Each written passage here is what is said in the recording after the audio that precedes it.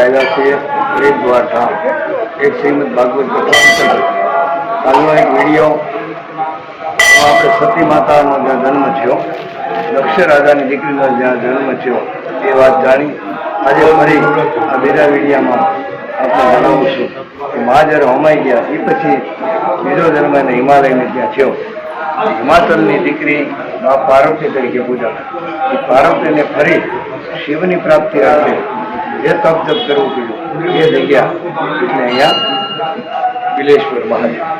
અહીંયા એક ઝાડ નીચે મા ભગવતી પરાંબા શક્તિ મહાગૌરી જેને રૂપ આવે છે થોડા સમય પછી એવા પહેલા પાર્વતી પુનઃ શિવને મેળવવા માટે સતી થાય મનમાં હોમાઈ ગયા. કાલના વિડીયામાં જોયું પણ આજે કંઈક જુદું છે. હિમાલયમાં જે હિમાલયને ઘેરે જગાદીરાજ હિમાલયને ઘેરેનો અવતાર થયો.